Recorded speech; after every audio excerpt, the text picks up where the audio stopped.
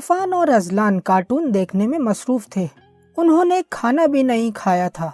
दादाजी ने जब खाने की मेज पर दोनों को नहीं देखा तो अपनी बहू से दोनों के मुतालिक पूछा, कहाँ गए भाई ये दोनों लाडले?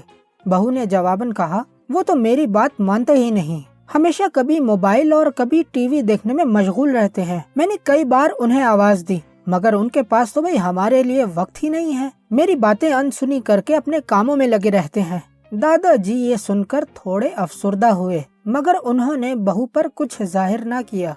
वो फौरन उठकर बच्चों के कमरे में चले गए। बच्चे अब भी कार्टून देखने में मसरूफ थे। उन्होंने दादाजी को देखा ही नहीं जो उनकी चारपाई तक पहुंच चुके थे। दादाजी ने गला साफ करते हुए उन्हें अपनी जानिब मुतवज्जो किया। दोनों ने दादाजी को देखा। अजलान ने कार्टून बंद करके दादाजी को सलाम किया जिसका उन्होंने प्यार से जवाब दिया। वो उनके पास ही बैठ गए। दादाजी ने दोनों को मुखातिब करते हुए कहा, सोचा आज मैं तुम दोनों के साथ यहीं सो जाऊं। अजलान ने खुश होते हुए कहा, ये तो बड़ी खुशी की बात है, लेकिन पहले खाना खाने चलते हैं क्योंकि अम्मी इंतजार कर रही होंगी। दादाजी ने मुस्कुराते हुए कहा, बैठ जाओ, खाना बाद में भी तो खाया जा सकता है, पहले थोड़ी सी गपशप ना हो जाए। वो दोनों हैरान होकर दादाजी की जानिब ही देख रहे थे। उन्होंने कहा, आज बल्कि नहीं अभी ही मैं तुम दोनों को एक कहानी सुनाता हूँ, सुनोगे? दोनों ने असबात में सर हिलाते हुए दिलचस्पी का इजहार किया। तो दादाजी गोया हुए, तुम दोनों को पता है कि पहले लोगों के पास घड़ियां नहीं हुआ करती थी। घर में सामने की दीवार पर एक ही घड़ियाल हुआ करता था। घर के तमाम अफराद उसी से काम चलाते।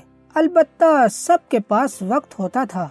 सब एक दूसरे को वक्त देते थे, एक दूसरे को बगौर सुनते थे। इसके बरक्स आज सबके पास घड़ियां हैं। दीवार पर, कलाई पे, मोबाइल, टीवी, हर जगह उन्हें घड़ियां मयसर हैं, मगर इनके पास एक दूसरे को देने के लिए वक्त नहीं। वो लंबी सांस लेने के बाद थोड़ी देर के लिए रुके। ये वक्त कहाँ चला गया दादाजी? नन्हे आफान ने दादाजी की खामोशी से फायदा उठाते हुए सवाल किया। बेटा, हमसे हमारा वक्त नाराज हो गया है, इसलिए तो आज का साल महीने के बराबर हो गया है और महीना हफ्ते के, हफ्ता दिनों में तब्दील हुआ है और दिन से घंटा बन चुका है। आज हम में से हर बंदे को जल्दी है, हर इंसान लेट हो चुका है। वो 2 किलोमीटर फासला तय करने के लिए भी गाड़ी और मोटरसाइकिल का इस्तेमाल करता है, मगर फिर भी उसे देर हो चुकी होती है। वो इस सोच में मुब्तला हो गया है कि दुनिया उससे बहुत आगे जा चुकी है। इसी दौड़, इसी मुकाबले ने इसे तेज रफ्तार तो बना दिया, मगर अपनों से बहुत दूर कर गया। अजलान ने मोबाइल तकिया के नीचे रख कर दादाजी को मुखातिब करते हुए पूछा, दादाजी, क्या हम वक्त को दोबारा राजी कर सकते हैं? दादाजी बच्चों की दिलचस्पी लेने पर मुस्कुराए और कहा कि वक्त को राजी करने और उसको अपनाने के लिए हमें खुद को वक्त के सुपुर्द करना होगा। वालिदैन के साथ बैठने से वक्त बहुत खुश होता है। उनके साथ खाना खाने से, उनसे गपशप लगाने से वक्त हमसे राजी होकर हमें वक्त जरूर देगा।